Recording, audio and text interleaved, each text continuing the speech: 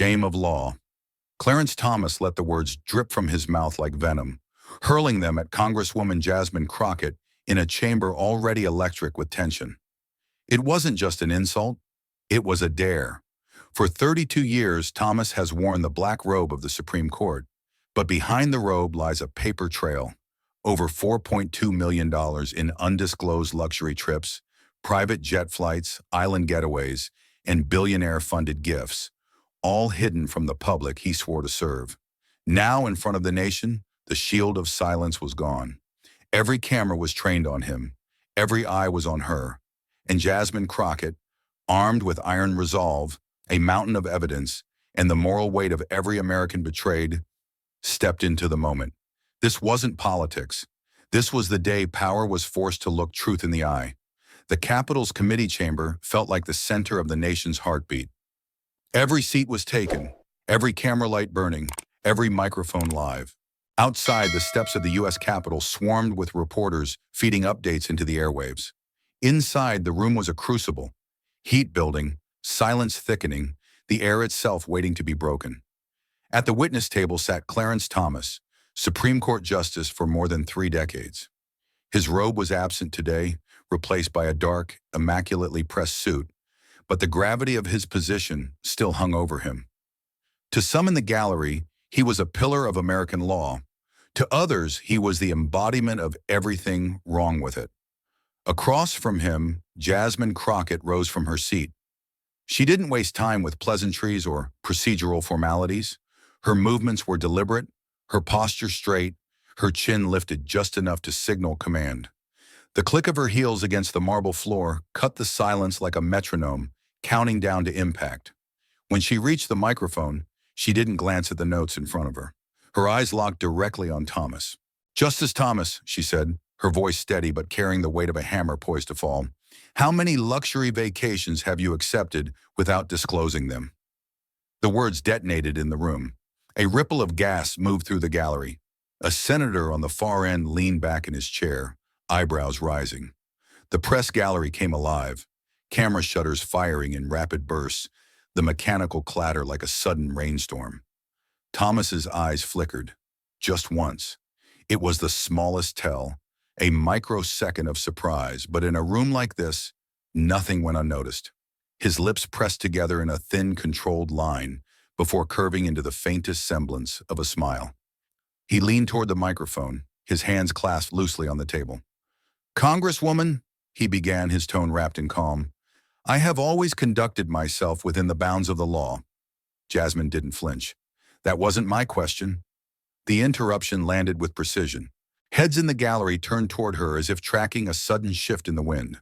Thomas adjusted his posture, settling into the chair like a man trying to reclaim the space. "I believe any trips I have taken have been consistent with the ethical—" "How many?" she asked again, cutting clean through his sentence. "We'll get to the justifications later. For now, a number." The chamber felt smaller now, as if the space between them had closed, even though neither had moved. Thomas inhaled slowly, the faintest tightening in his jaw betraying the calculation behind his silence. "I cannot recall an exact number at this time." "Then let me help you remember," Jasmine said, reaching for the folder at her side. She opened it and drew out a stack of papers bound with a red clip.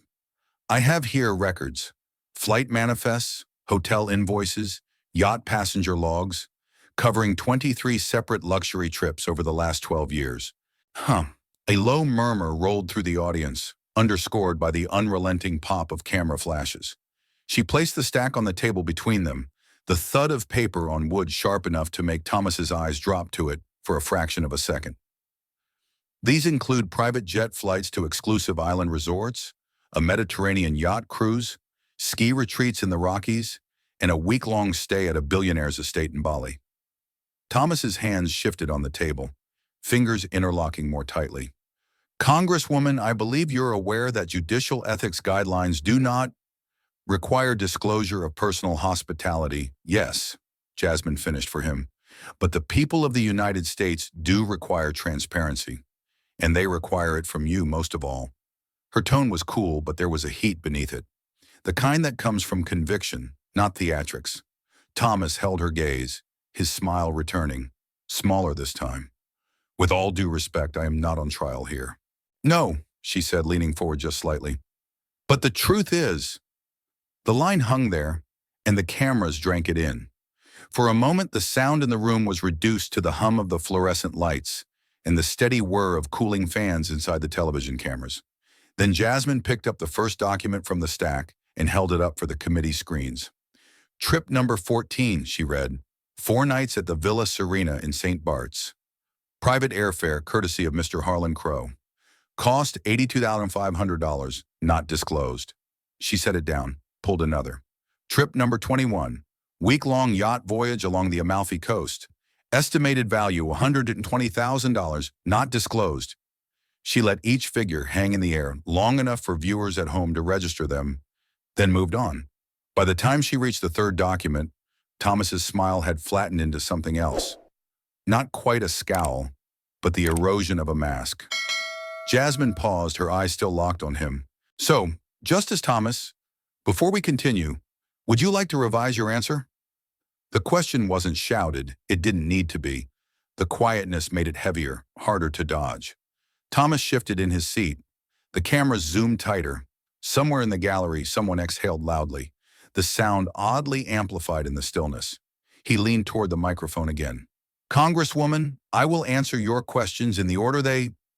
Good, she cut in, because the next one's going to be harder. And just like that, the air in the room thickened again, bracing for the next strike.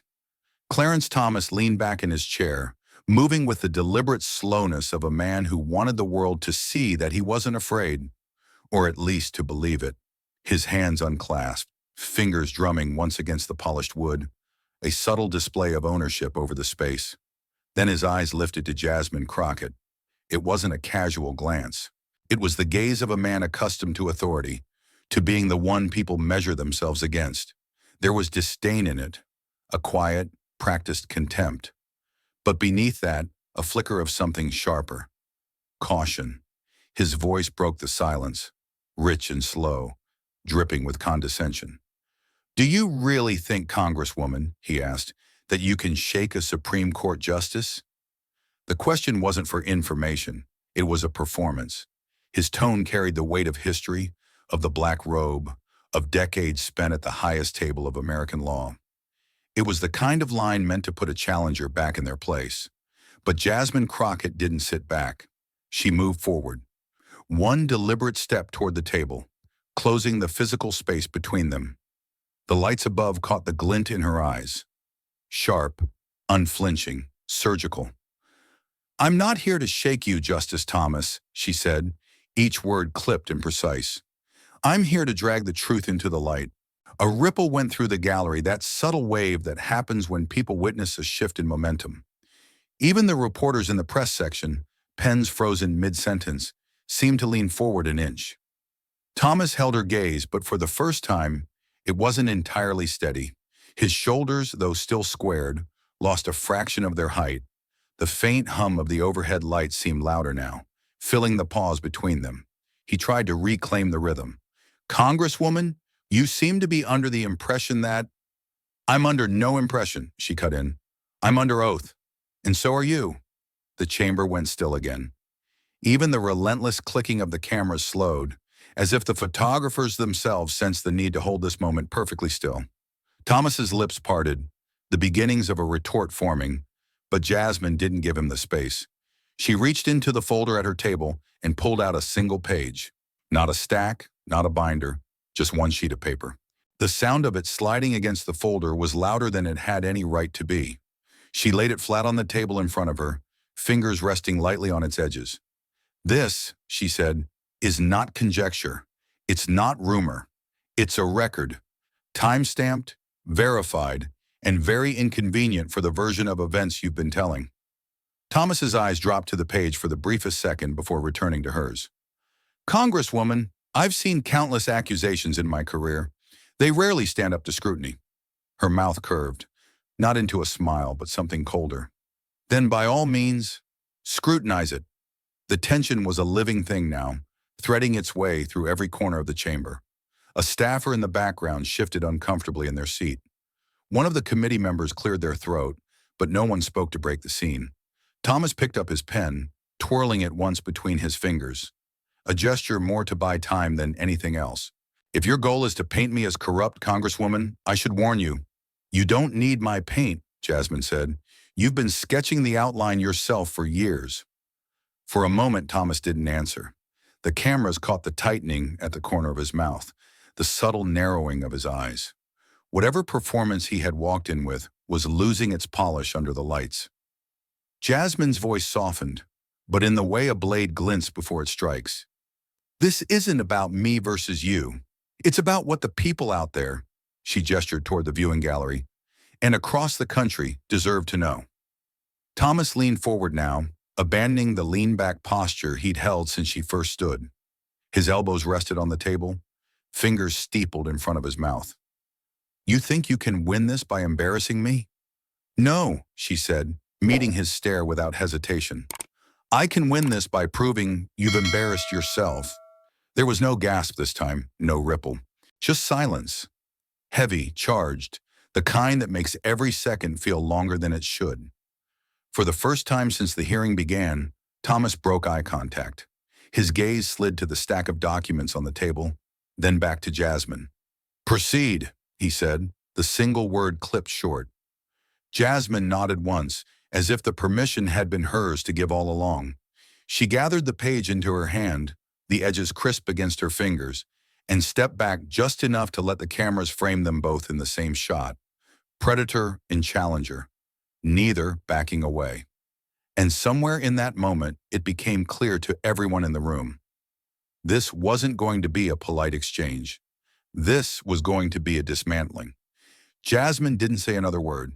Instead, she reached down to the side of her desk, fingers curling around the thick, bound folder that had been sitting there like a live charge. She lifted it slowly, letting its weight be seen by every camera, every pair of eyes in the room. Then she let it fall. Thud. The sound ricocheted off the walls, sharp and final, slicing through the murmurs and the shallow breaths in the gallery.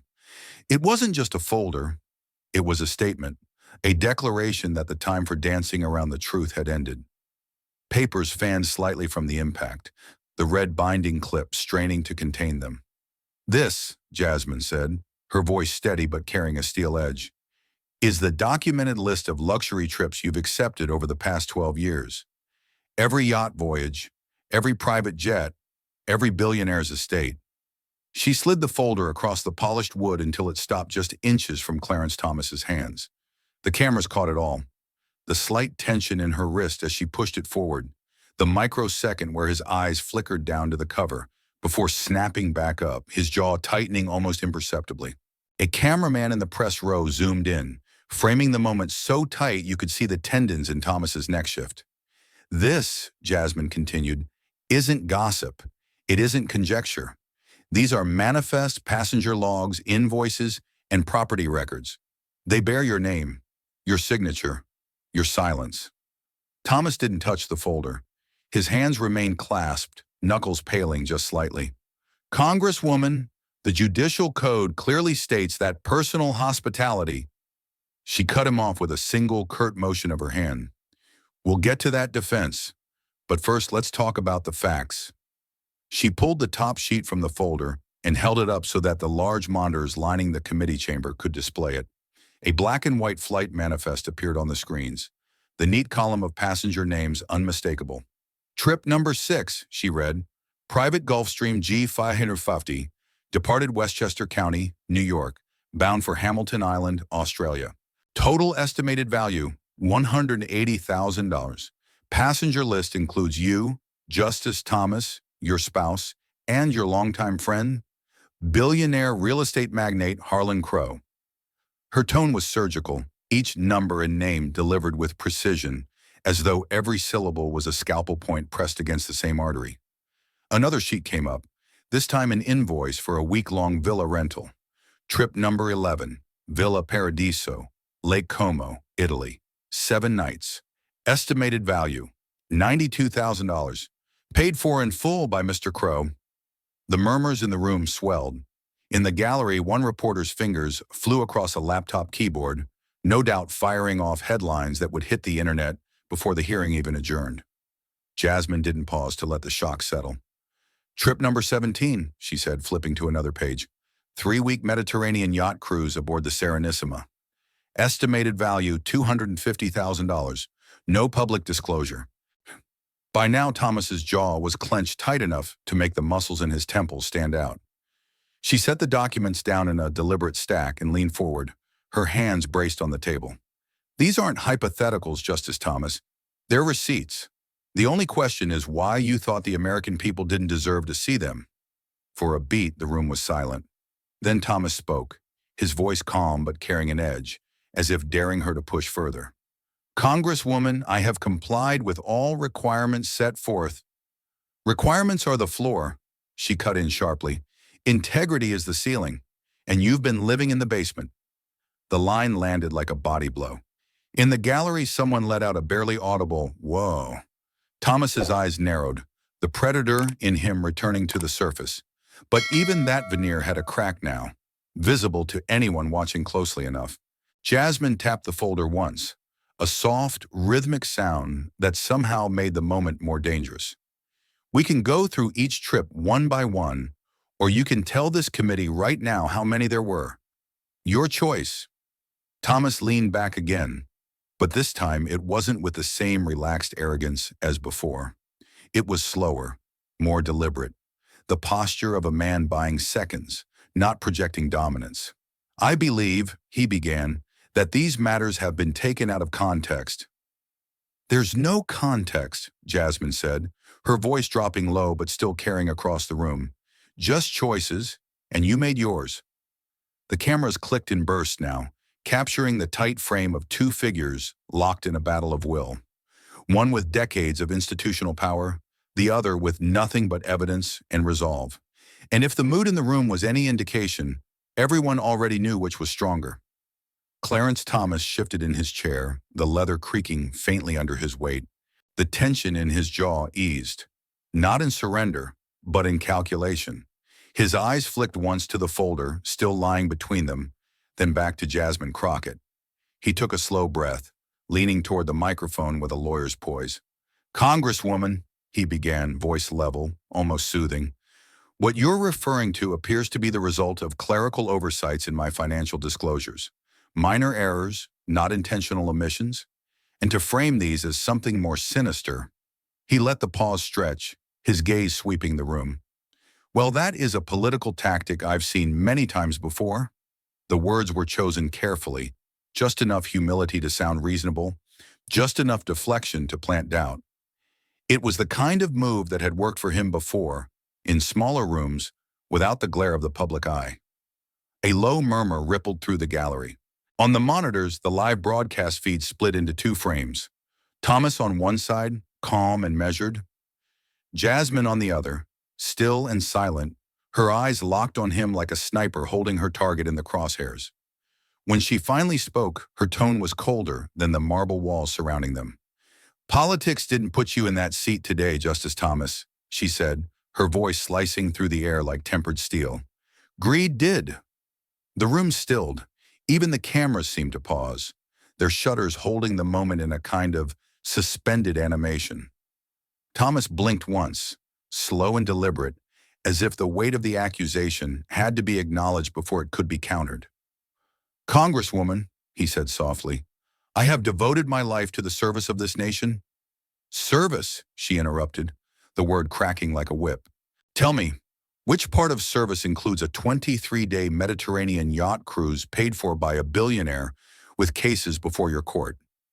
A few heads in the gallery turned toward each other, whispers rising and dying just as quickly. Thomas's jaw tightened again, but he kept his composure. "Those trips," he said, "were personal in nature. They had no bearing on—" "They had every bearing," Jasmine snapped, her voice now carrying the full weight of the moment. "Because every ruling you've handed down since accepting those gifts carries the shadow of those gifts." Her words didn't just hit. They landed like the strike of a gavel, reverberating through the chamber. Thomas inhaled through his nose, sitting back slightly, trying to reclaim his earlier posture of control. But it was clear the exchange had shifted. The deflection hadn't landed as cleanly as he'd hoped. The trap of Clerical error was unraveling under the weight of her precision. Jasmine glanced briefly at the monitors, aware that every word was beamed live into living rooms, coffee shops, and phones across America. Then she looked back at him. "You can call it a mistake," she said, her voice dropping into a lower, more deliberate register. "But the American people call it a betrayal, and I'm here on their behalf." For a fraction of a second, Thomas's eyes narrowed, a flash of irritation breaking through the calm veneer. "You seem very certain of your moral authority, Congresswoman," he said. "I am," she replied, "because it doesn't come from me. It comes from the oath you swore and the people you swore it to." That landed. There was no witty deflection, no practiced smirk, just a brief, almost imperceptible stillness. Sensing the opening, Jasmine leaned forward, her elbows on the table, her hands folded loosely. "So let's stop circling the truth. You've had every opportunity to clarify these oversights. You chose not to. The real question is why." Thomas's lips pressed together, but this time there was no smile beneath them. The gallery leaned in collectively, sensing the tightening of the noose. Jasmine didn't break eye contact. "We can go through the receipts one by one. We can read the passenger logs aloud. We can even bring in the people who paid for them. But one way or another, Justice Thomas, the truth is walking out of this room today." A beat of silence. Then Thomas spoke, quieter now, but with an edge. "Congresswoman, be careful you don't destroy the credibility of this committee in your zeal to destroy me." Her reply came instantly, without a blink. "I'm not here to destroy you. I'm here to make sure the truth survives you." The line hit harder than any raised voice could. In the gallery, a reporter's pen hovered midair, the quote already destined for tomorrow's front pages. For the first time since the hearing began, Thomas shifted his gaze away, breaking the invisible line that had locked them together since she'd first stood. And Jasmine, knowing the advantage was hers now, reached for the next document in the stack. The dismantling was far from over, but before she could speak, the heavy wooden doors at the back of the chamber creaked open. The sound was soft, but in the charged stillness, it might as well have been a gunshot. Every head in the room turned. A figure stepped through, tall, composed, and anonymous behind a pair of dark sunglasses. The navy suit was sharp but plain, the kind worn by someone who wanted to blend in, yet couldn't quite hide the fact that they didn't belong in the gallery. In one hand, they held a small black USB drive, gripped tightly between their thumb and forefinger, like it was something more dangerous than metal and plastic. Jasmine glanced over her shoulder, her face giving away nothing. But the quick flicker in her eyes said she had been expecting this. The figure walked down the aisle, the echo of each footstep cutting across the silence. Committee aides glanced at each other in confusion, some leaning toward their microphones to whisper to colleagues. A bailiff stepped forward, but Jasmine lifted a hand in quiet command. "It's all right," she said evenly. "They're here for the record." Thomas's head turned slightly, his expression still fixed in its practiced neutrality. But to those who knew what to look for, there was a shift, a subtle stiffening in his shoulders, the faintest tightening of his grip on the pen in front of him. The figure reached the committee table and set the USB down directly in front of Jasmine. No words, no greeting, just the soft click of plastic on wood. She picked it up, holding it between her fingers so the cameras could see. "For the record," she said, "this device contains a series of internal emails between Justice Clarence Thomas and one of his most prominent benefactors. Emails that speak, in explicit terms, about legal prioritization for certain political allies." The words hung in the air like smoke. In the gallery, there was a sharp intake of breath from somewhere in the middle rows. Reporters leaned forward, their pens and keyboards suddenly frantic. One of the committee members shifted uncomfortably in their chair, sensing the shift in stakes. Thomas didn't move at first. Then slowly he leaned forward, the microphone picking up the low rumble of his voice. "Congresswoman, I have no knowledge of any such communications. I trust you will verify the authenticity of—" "They're authenticated," Jasmine said, cutting him off without raising her voice, "by your former senior aide, the one sitting right here in this room." The figure in sunglasses removed them then, revealing sharp, steady eyes that locked on Thomas. The recognition was immediate, a flicker of something that was not surprise, but a deep, complicated acknowledgement. "Mr. Justice, the aide said, their tone calm, almost pitying. You taught me that the law is only as strong as the integrity of the people who uphold it. I believed that, until I saw these emails. The gallery was dead silent. The only sound was the faint hum of the overhead lights and the whisper of a distant air vent. Jasmine pressed a button on the console in front of her, and the chamber's large screens lit up. An email thread appeared, the header lines crisp and undeniable. Dates, times, senders, recipients. And there, unmistakably, the name Clarence Thomas in the from field. The text was short, almost casual in tone, but the meaning was razor sharp. Ensure this case gets to us by June. They've been good friends. We owe them that much. The silence fractured. Reporters whispered frantically. A low gasp rippled through the audience. Thomas's jaw hardened. That line is being taken out of context. Context? Jasmine's voice was a scalpel now.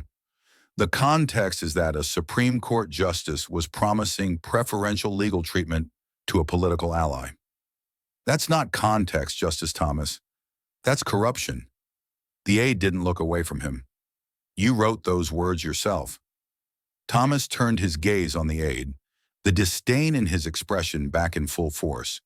You're here to settle a score. I'm here, the aide replied, because the truth can't settle itself. Jasmine let the moment breathe, knowing the weight of it was sinking into every viewer watching at home. Then she leaned forward slightly, her voice quiet but unwavering. Justice Thomas, this committee isn't here to humiliate you. We're here because you've humiliated the court. And the evidence, this evidence, is the difference between rumor and record. She tapped the USB once against the wood, then set it down again, directly in front of him. You'll have your chance to respond, but I'd remind you, every word you say now is under oath. Thomas didn't speak.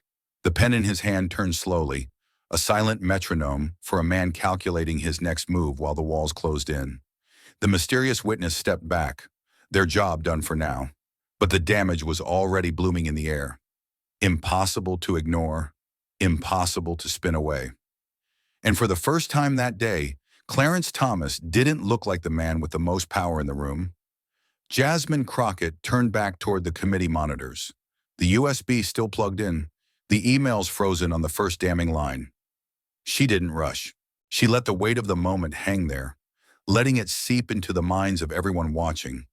In the chamber, in living rooms across the country, in the offices where muted televisions now carried her voice. She tapped the arrow key once.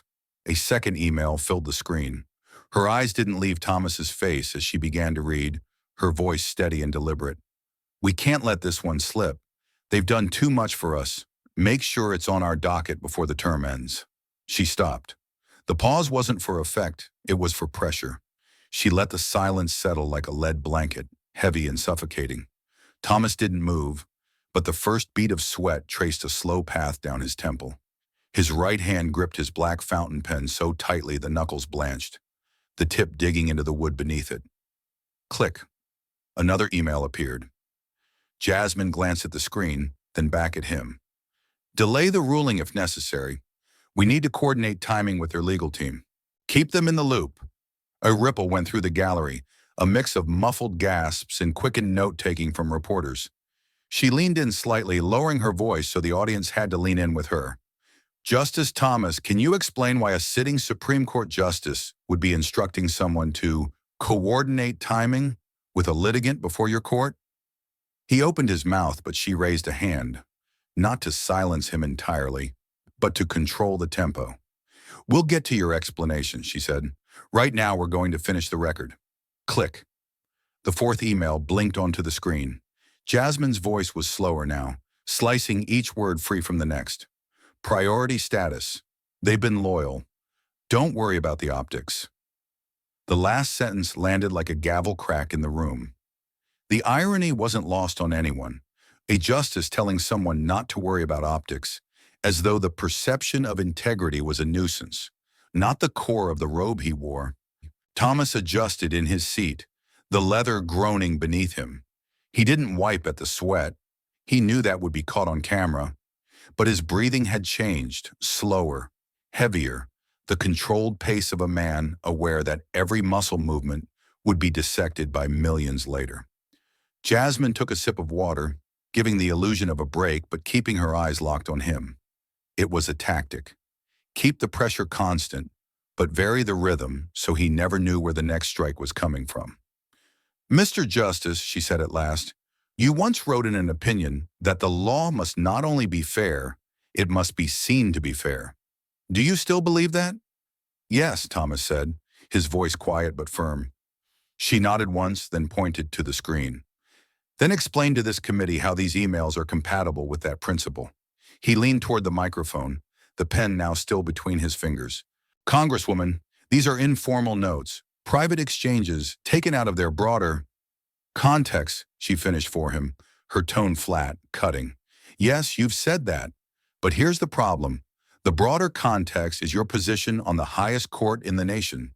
And in that context, every single one of these words is a betrayal of the public trust." Thomas's lips pressed together. He didn't look away, but his gaze had lost its earlier sharpness. There was a dullness creeping in, the look of someone bracing for impact. Jasmine took the final step. "Let's read the last one together." Click. The fifth and final email came up. The subject line read simply, "Urgent matter." Jasmine's voice was almost a whisper, but the microphones carried it into every ear in the chamber. "We owe them a win. Don't fail me on this." The words seemed to echo longer than they should have. She set the papers down gently on the desk, folding her hands. "Justice Thomas, you wrote those words less than 8 months before ruling in favor of the party referenced. You can call it a coincidence. You can call it political spin.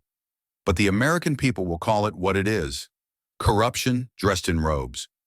Thomas exhaled slowly, but said nothing. The camera zoomed in on him. The faint sheen on his forehead, the hard line of his mouth, the pen still trapped in his fist like a lifeline. Jasmine didn't push him for an immediate answer. That was the beauty of it. The unanswered question was more devastating than anything he could say. She turned to the chair of the committee. "Madam Chair, I request that these emails be entered into the record in full." The chair nodded and the gavel came down. The sound cracked through the room like lightning, sealing the evidence into the annals of Congress. Somewhere in the back, the mysterious witness allowed themselves the smallest of nods. The trap was complete, and everyone in that chamber, including Clarence Thomas, knew it. He shifted forward suddenly, breaking the stillness like a snapped cable under tension. His voice rose, sharp and commanding, cutting through the low hum of whispered notes and the clicks of reporters' keyboards.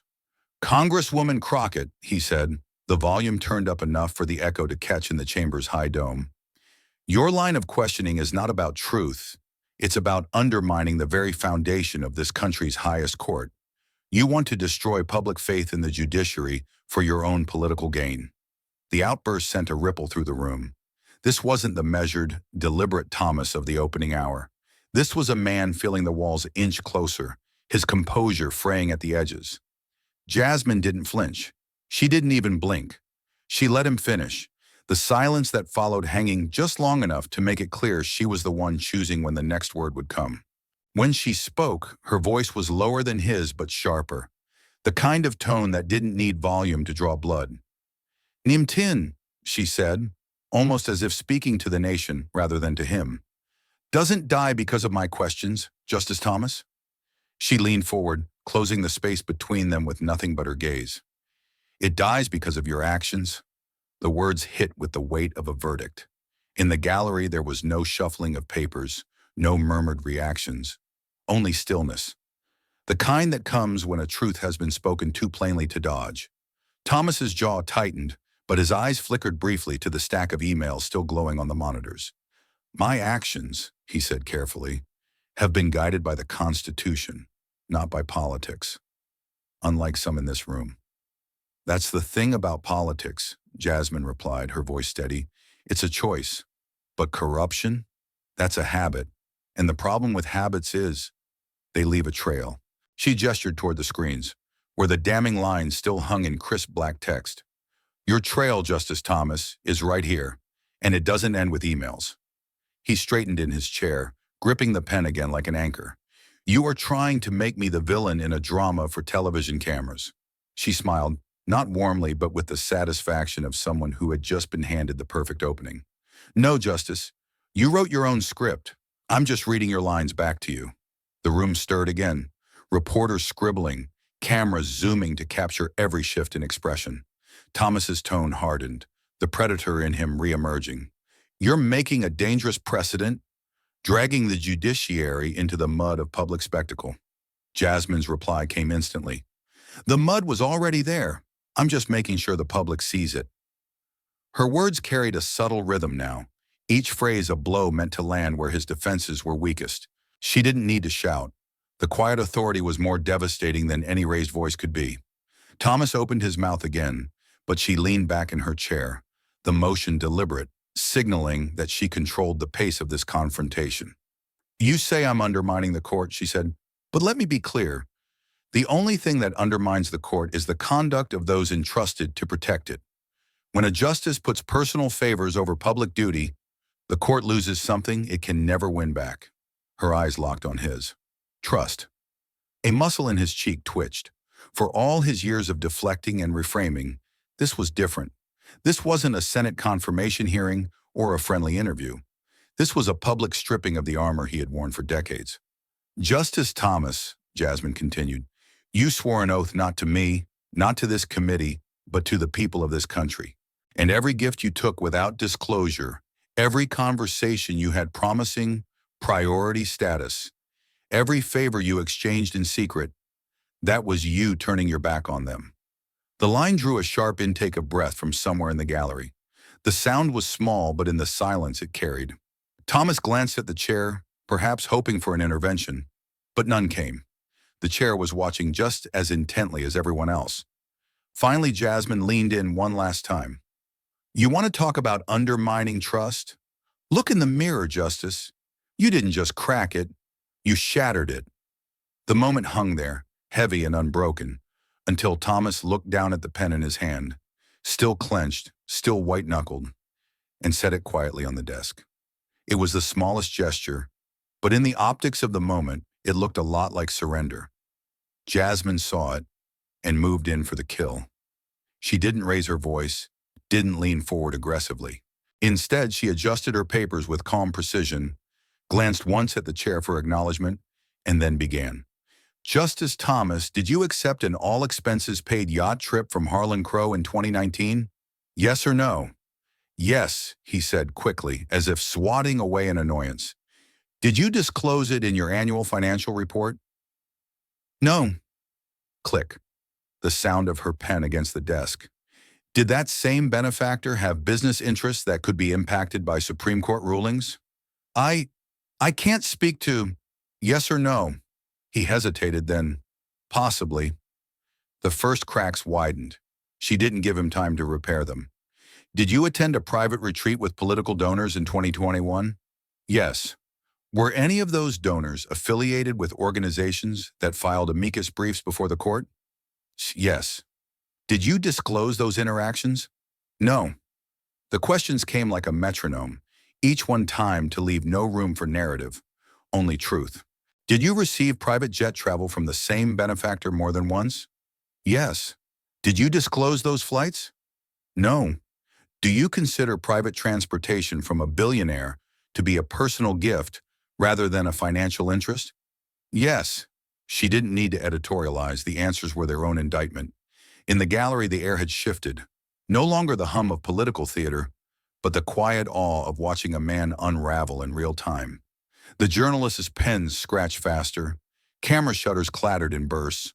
Somewhere, a cough was quickly stifled. Justice Thomas, Jasmine continued, did you ever recuse yourself from a case involving your benefactor's business interests?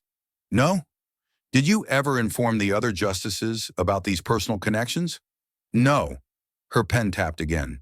So to summarize, you accepted gifts, you failed to disclose them, you ruled on cases where the givers had a stake in the outcome, and you never recused yourself. Correct? I would not characterize it that way. Yes or no, Justice? A beat. Yes. The gallery gasped, not loud but audible enough to be caught on the live microphones. Thomas swallowed, his throat tight. For a moment he glanced at the chair again, But still no rescue came. The chair's eyes were locked on Jasmine, as if silently acknowledging that the process was fair and the answers were voluntary. Jasmine kept going. In your 2004 opinion in Hamdi versus Rumsfeld, you wrote, "The legitimacy of the judiciary rests entirely on the trust of the people." Do you remember writing that? Yes. Do you believe that today? Yes.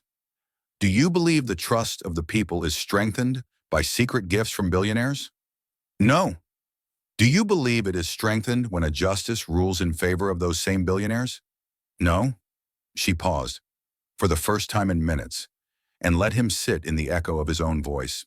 Then by your own standard, she said softly, you've acknowledged that your conduct has weakened the very trust you claim to protect. Thomas shifted, the chair creaking under him. His breathing had changed, not quite ragged, but heavier, the kind that comes from someone trying to keep pace with a fight they didn't train for. Justice Thomas, Jasmine said, sliding a final sheet across the desk, do you stand by your oath to uphold the Constitution without favor, bias, or partiality? Yes. She placed a finger on the highlighted line of the email printout. Then how do you reconcile that oath with this line? We owe them a win, written in your own correspondence? His eyes flicked to the paper, then back to her. I cannot explain that in a simple yes or no. You don't need to, she replied. You already have. The room stilled again, the point driven home without theatrics.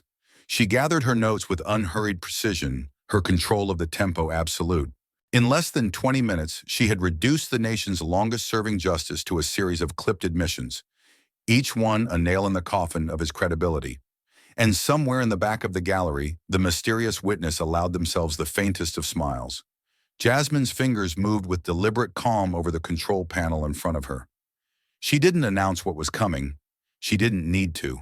The silence in the chamber had a different density now, the kind that follows the first crack in a dam, when everyone wonders just how much water is waiting behind it.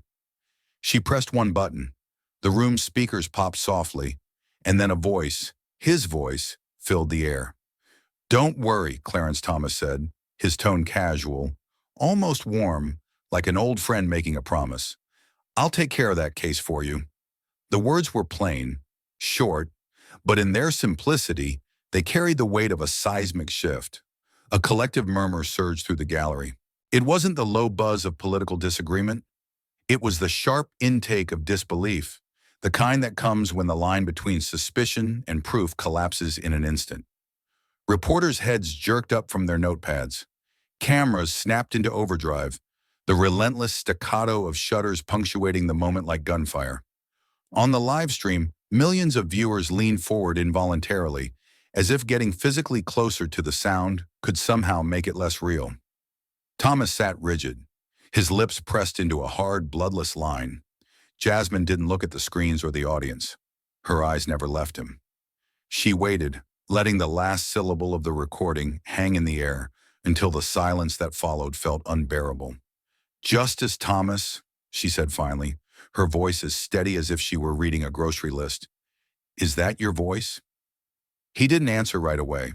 The pause was long enough that the chair glanced toward him, almost as if to prompt a reply. Yes, he said at last. And the person you were speaking to, that was Mr. Harlan Crow, correct?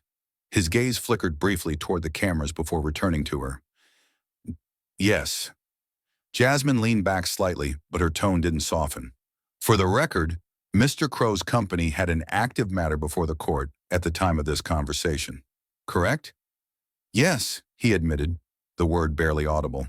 Her pen tapped the desk once.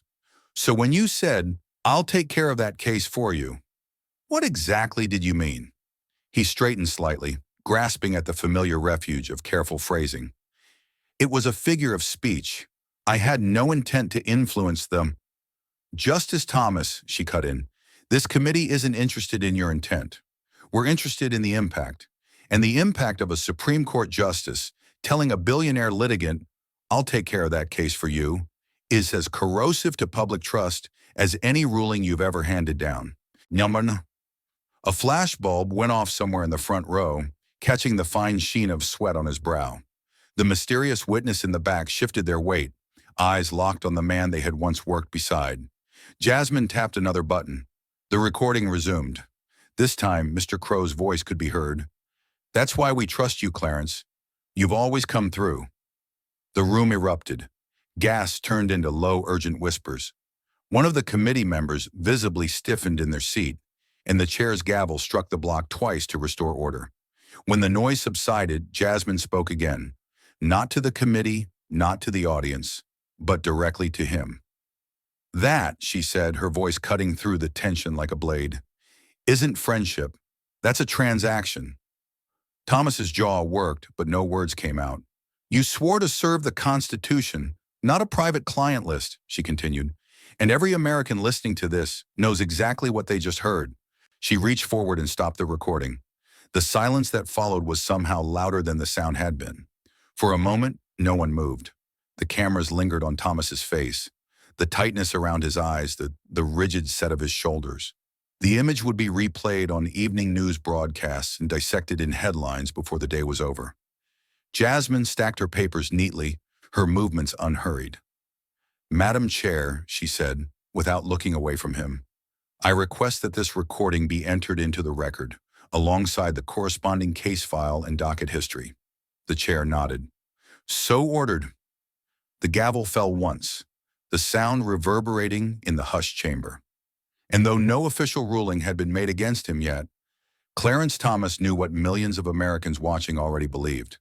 The verdict in the court of public opinion had just been delivered. The silence was thick, the kind that presses in on you, making the space between breaths feel longer than it is. Thomas shifted in his seat, perhaps hoping that movement could break the weight in the room. It didn't. Jasmine glanced down at her notes, not because she needed them, but because the gesture made it look as if this was just another item on her list.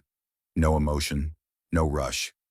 "Justice Thomas," she began evenly, "earlier in these proceedings, you stated under oath that you have never discussed active cases with Mr. Crow. Is that correct?"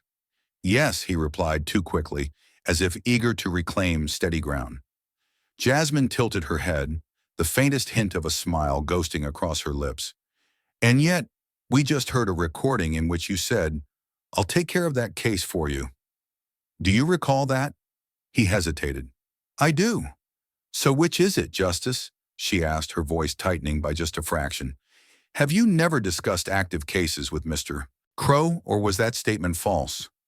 "I didn't consider that a discussion. Please answer yes or no."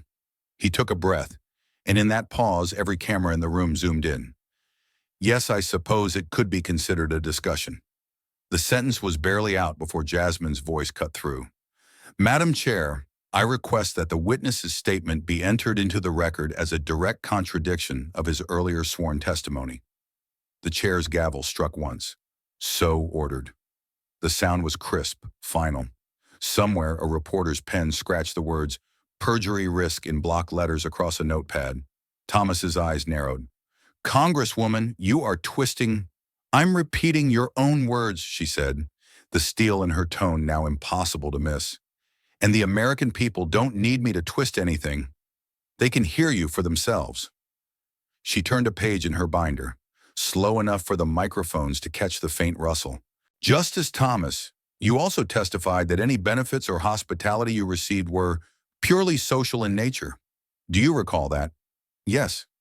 "Would you consider a conversation promising to take care of an active case a purely social interaction?" No." "Would you consider coordinating timing of rulings to align with a litigant's legal team purely social?" "No." Her pen tapped once against the desk. "Then by your own admission, your prior sworn statements to this committee were incomplete, if not misleading. Correct?" He exhaled through his nose, jaw tight. "They were incomplete." The word landed like another gavel strike. Jasmine didn't celebrate the moment. She didn't need to. The win was already unfolding in real time. The quiet, irreversible collapse of his own defense, brick by brick, from his own mouth. "Justice Thomas," she said, her voice now softer but no less cutting, "oaths matter. Words matter. And when a Supreme Court justice cannot keep his story straight under oath, it does more than damage one man's reputation. It chips away at the bedrock of our democracy. He didn't respond. This isn't about politics, she continued. This is about the truth. And whether you realize it or not, you just told the country exactly where you stand. The chair glanced at the clock, then back at Jasmine. She had time left, and everyone knew she'd use it. She closed the binder in front of her with a quiet thud. I have no further questions at this time, she said, but her eyes stayed on him a beat longer than necessary, long enough for the cameras to catch it. It wasn't just a pause, it was a promise, because everyone in that chamber, Clarence Thomas most of all, knew she wasn't done with him yet, and neither was the nation. On the other side of the television cameras, millions of Americans were watching the scene unfold in real time. In living rooms, offices, and crowded coffee shops, the same image was broadcast coast to coast. Clarence Thomas, head bowed, eyes fixed on the table, the weight of the moment pressing visibly into his posture. The lower third on the cable, News Chiron read in bold. Breaking. Thomas under fire. I'll take care of that case for you. Recording released within minutes, the hashtag #ThomasGate began climbing social media's trending list. By the top of the hour, it had reached #1 nationwide. Screens lit up with hot takes, video clips, and side-by-side comparisons of his sworn statements and the damning audio. On MSNBC, a commentator shook his head slowly. This is unprecedented. We've had scandals at the court before, but I don't think we've ever seen a justice cornered like this, live with the whole country watching. This could be the darkest day in the history of the Supreme Court. CNN cut to a panel of legal analysts, their voices urgent and overlapping. If even half of what's been entered into the record today holds up under investigation, it's not just about ethics reform. We're talking about potential impeachment proceedings, one said, while another added, public trust in the court was already at historic lows. This could be catastrophic. Meanwhile, on Twitter, in TikTok, and Facebook, clips of Jasmine's most cutting lines were racking up millions of views. Users were overlaying her words with bold captions, turning moments into memes, rallying cries and sound bites destined to echo far beyond this hearing. In the chamber, the atmosphere had shifted again. What had started as political theater had become something else entirely, a trial by exposure, where every flinch and every silence carried meaning. Thomas could feel it. The heat of the lights overhead seemed stronger now, the air heavier. Every sound, the click of a pen, the faint shuffle of papers from the committee members, seemed amplified, each one a reminder that his fate was being written in real time. Jasmine didn't speak. She didn't have to. She'd already said enough to make this moment permanent. Her stillness was deliberate, the kind that lets the weight of what's just happened sink in deeper than any follow-up question could. Somewhere in the gallery, a young reporter mouthed to a colleague, "This is history." The chair cleared their throat and reminded the room to maintain order, but the words were unnecessary. No one was going to break the spell now. Back in the control rooms of every major news network, producers barked orders to keep the live feed rolling, to replay the recording on loop, to cut together highlight reels before the hearing had even adjourned. In less than an hour, the headlines would be set in stone. Justice Thomas Shakin in bombshell hearing, Crockett's cross-examination sparks on ThomasGate, Supreme Court scandal hits breaking point. But inside the room, Clarence Thomas remained still, his gaze fixed on a point that no one else could see. Maybe it was the table in front of him. Maybe it was a point in his own past, before the trail of favors and undisclosed gifts had begun. For the viewers at home, though, the image was all that mattered. A justice of the United States Supreme Court, silent, diminished, and on the defensive before the people he had once believed himself untouchable above. One commentator's voice carried over the live feed as networks transitioned into analysis. In the decades I've covered this court, I have never seen a day like this, and I have to tell you, I don't think Clarence Thomas has either. The moment had already passed into history. The question now was how far its consequences would reach. The chair's gavel fell for the final time that day, the sharp crack echoing off the marble walls. A murmur rippled through the chamber, the sound of reporters packing up their notes, camera crews adjusting tripods, aides leaning in to whisper to their principals. But Jasmine didn't move right away. She stood there, papers in hand, her gaze locked on the man across from her. For hours she had dismantled him piece by piece. Now came the final stroke. Turning toward the exit, she walked with the same deliberate, unhurried pace she had maintained all day. Each step seemed to carry its own gravity, as if the floor itself was recording the sound for posterity. Halfway to the door, she stopped. The cameras, still rolling for the national broadcast, found her instantly. She turned, not to the committee, not to the gallery, but straight into the lens, straight to the millions watching at home. Her voice, calm and measured, carried with crystal clarity. No one is above the law, not one, not even you.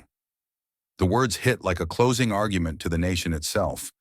Simple, final, impossible to misinterpret. For a split second after she spoke, there was silence. Then the room erupted. Not in cheers, not in jeers, but in the furious clicking of cameras desperate to capture the moment from every angle. The line would be clipped, subtitled, replayed endlessly in news cycles and social feeds, destined to join the canon of congressional confrontations that define eras. Jasmine didn't linger for the applause or the fallout. She turned back toward the heavy wooden door, pushed it open, and stepped through. The door closed behind her with a soft but decisive thud. Inside, Clarence Thomas sat alone at the witness table. The aides who had been behind him all morning had vanished, melting into the tide of staffers and press. The long rectangular room, so imposing when filled with voices and questions, now seemed cavernous in its quiet. Overhead, a shaft of late-afternoon light slipped through the high windows, cutting across the table. It landed squarely on his face, revealing the deep lines of fatigue and something else. Something harder to disguise. Loss. Not the loss of a legal argument or a procedural point, but something more fundamental. The loss of the illusion that power alone could shield him from consequence. He didn't look up at the cameras still lingering in the corners. He didn't glance toward the exit where Jasmine had disappeared. His eyes stayed fixed on the tabletop, on the scattering of papers he had once thought would defend him. Somewhere beyond the closed doors, the sound of reporters shouting into live mics carried faintly down the hall. Words like bombshell, historic, and ethics crisis bled into the air. The hashtag #NostrThomasGate was still surging online. Clips of Jasmine's cross-examination were looping on every network, the closing line already typed in bold across headlines. No one is above the law, not even you. For the country, it was a moment of reckoning. For Clarence Thomas, it was the first day he had ever truly felt the weight of those words. In the end, this was never just about one man's fall. It was about a nation's reminder. Justice is not a gift handed down by those in power. It is a responsibility demanded by the people, guarded by those brave enough to speak when silence is safer. And perhaps the true measure of a society is not how it treats the powerful when they are strong, but how it holds them to account when they believe themselves untouchable. If this story shook you, don't look away. Sit with it. Pass it on. Talk about it. Like, comment, and send it to someone who still believes the law should serve the people, not protect the powerful. Subscribe to Harrison Stories, where truth speaks louder than titles. Hit the bell, because the next chapter isn't calm, it's unfiltered, and it might just change the way you see justice. This is a fictional dramatization, drawn from the shadows of real corruption in the light of real courage. Any resemblance to actual people or events is intentional, as a mirror for reflection and a challenge to complacency. Thank you for watching. Justice isn't granted, it's fought for. This is Harrison Stories.